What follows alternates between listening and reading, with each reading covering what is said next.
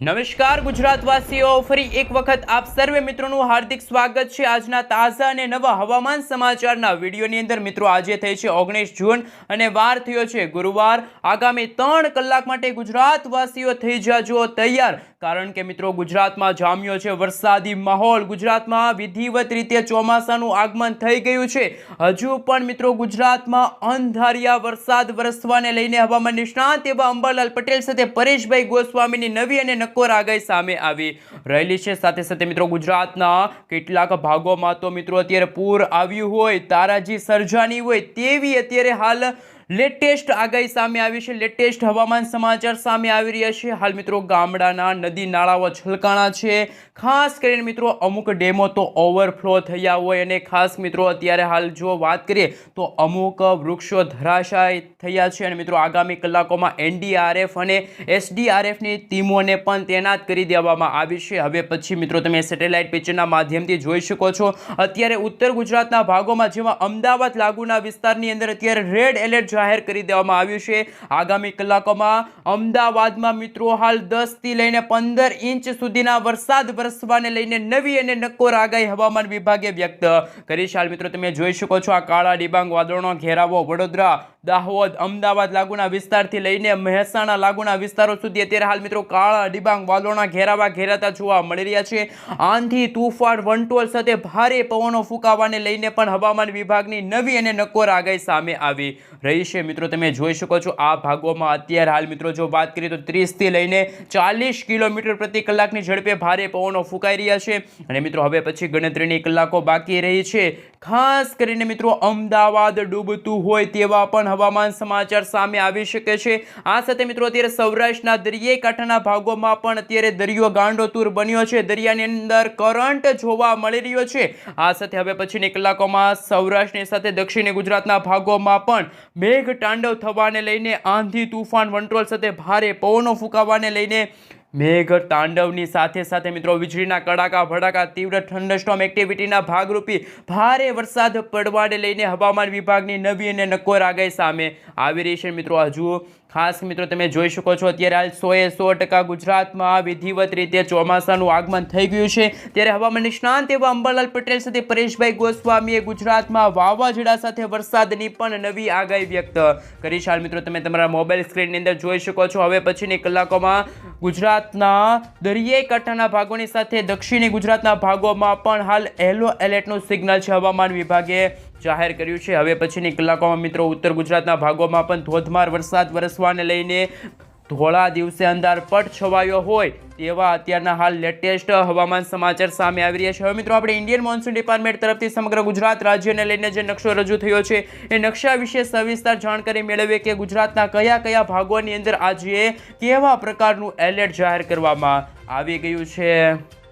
મિત્રો ત્યાં તમે તમારા મોબાઈલ સ્ક્રીનની અંદર જોઈ શકો છો ઇન્ડિયન મોન્સૂન ડિપાર્ટમેન્ટ તરફથી સમગ્ર ગુજરાત રાજ્યને લઈને નકશો રજૂ થયો છે, જેમાં મિત્રો હવે પછીની કલાકોમાં સૌરાષ્ટ્રના દરિયાઈ કાંઠાના ભાગો જેમાં ભાવનગર, અમરેલી, ગીર સોમનાથ અને દીવ લાગુના વિસ્તારની અંદર અત્યારે યલો એલર્ટનું સિગ્નલ છે જાહેર કરી દેવામાં આવી રહ્યું છે। સાથે સાથે દક્ષિણી ગુજરાતના ભાગોમાં તમે જોઈ શકો છો તમામ જિલ્લાની અંદર જેમાં સુરત, ભરૂચ, નર્મદા, તાપી, ડાંગ, નવસારી, વલસાડ, દમણ અને દાદરાનગર લાગુના વિસ્તારની અંદર પણ ભારે પવનો ફૂંકાવાને લઈને વીજળીના કડાકા ભડાકા, તીવ્ર થંડરસ્ટોર્મ એક્ટિવિટીના ભાગરૂપે ભારે વરસાદ પડવાને લઈને નવી અને નક્કોર આગાહી સામે આવી રહેલી છે। જેમ જેમ મિત્રો દિવસો પસાર થતા જશે તેમ તેમ મિત્રો આગાહીને લઈને તમે નકશા જોઈ શકો છો। ખાસ કે મિત્રો 22 તારીખનો નકશો જોઈ શકો છો, 23 તારીખનો નકશો રજૂ થયો છે અને 24 તારીખનો નકશો રજૂ થયો છે, જેમાં મિત્રો ખાસ કરીને આગામી 23 તારીખના રોજ ફરી એકવાર ઉત્તર ગુજરાતના ભાગોમાં ભારે પવનોની સાથે ભારે વરસાદ, અતિ ભારે વરસાદ, જળબંબાકાર વરસાદ વરસવાને લઈને પણ નવી અને નક્કોર આગાહી સામે આવી છે, જેમાં મિત્રો તમે જોઈ શકો છો કચ્છ લાગુનો વિસ્તાર, આમ તો મિત્રો સમગ્ર ઉત્તર ગુજરાતના ભાગોમાં ભારે તારાજી સર્જાશે,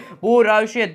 આ સાથે મિત્રો તમે જોઈ શકો છો ભારે વરસાદના ભાગરૂપે મિત્રો સાવચેત રહેવા માટે પણ હવામાન વિભાગે આગાહી વ્યક્ત કરી છે। કચ્છ છે, મોરબી છે, જામનગર છે, દેવભૂમિ દ્વારકા છે, પાટણ છે, મહેસાણા છે, બનાસકાંઠા, સાબરકાંઠા, અરવલ્લી લાગુના વિસ્તારની અંદર ધોધમાર વરસાદ પડવાને લઈને નવી અને નક્કોર આગાહી હવામાન વિભાગે વ્યક્ત કરી છે। મિત્રો 24 તારીખનો રોજનો નકશો તમે જોઈ શકો છો, કચ્છ છે, બનાસકાંઠા, સાબરકાંઠા લાગુના વિસ્તારમાં પણ ધોધમાર વરસાદ પડશે। પરંતુ મિત્રો અત્યારે હાલ જે લેટેસ્ટ હવામાન સમાચાર સામે આવી રહ્યા છે એ પ્રમાણે આગામી કલાકોમાં ગુજરાત ગુજરાતમાં 30 થી લઈને 40 કિલોમીટર પ્રતિ કલાકની ઝડપે ભારે પવનો ફૂંકાશે, નવી અને નક્કોર આગાહી હવામાન વિભાગે વ્યક્ત કરી છે. સાથે મિત્રો બંગાળની ખાડી અને અરબ સાગરમાં બની રહેલી અપર એર સાયક્લોનિક સિસ્ટમના ભાગરૂપે મિત્રો ગુજરાતમાં આગામી દિવસોની અંદર હાલ કયા ભાગોની અંદર ભારે પવનો ફૂંકાશે, વીજળીના કડાકા ભડાકા, તીવ્ર થંડરસ્ટોર્મ એક્ટિવિટીના ભાગરૂપે કયા ભાગોની અંદર ધોધમાર વરસાદ પડશે, એમના વિશે મિત્રો આપણે સવિસ્તાર જાણકારી મેળવીએ. હાલ મિત્રો તમે તમારા મોબાઈલ સ્ક્રીનની અંદર જોઈ શકો છો ઇન્ડિયન મોન્સૂન ડિપાર્ટમેન્ટ તરફથી અત્યારે સમગ્ર ગુજરાત રાજ્યને લઈને જે નકશો રજૂ થયો છે અને આ નકશાના ભાગરૂપે મિત્રો તમે જોઈ શકો છો, ખાસ કરીને મિત્રો આ વિન્ડીઝ એપ્લિકેશનના માધ્યમથી તમે જોઈ શકો છો. આજે તો મિત્રો અમદાવાદ લાગુના વિસ્તારમાં ઘોડાપૂર આવવાને લઈને ધોધમાર વરસાદ વરસવાને લઈને નવી અને નક્કોર આગાહી સામે આવી રહી છે. હાલ મિત્રો તમે જોઈ શકો છો વડોદરા છે, દાહોદ લાગુના વિસ્તારની અંદર સમગ્ર ઉત્તર ગુજરાતના ભાગોની અંદર તમે જોઈ શકો છો ગોધરા લાગુના વિસ્તાર છે, લુણાવાડા છે, આ તમામ વિસ્તારની અંદર કાળા ડિબાંગ વાદળોના ઘેરાતા જોવા મળી રહ્યા છે. હવે પછીની કલાકોમાં કચ્છ લાગુના વિસ્તારમાં પણ ધોધમાર વરસાદ પડવાને લઈને નવી અને નક્કોર આગાહી સામે આવી રહી છે. મિત્રો આજે વહેલી સવારથી જ આ ભાગોની અંદર ત્યાં કાળા ડિબાંગ વાદળોના ઘેરાતા જોવા મળી રહ્યા છે.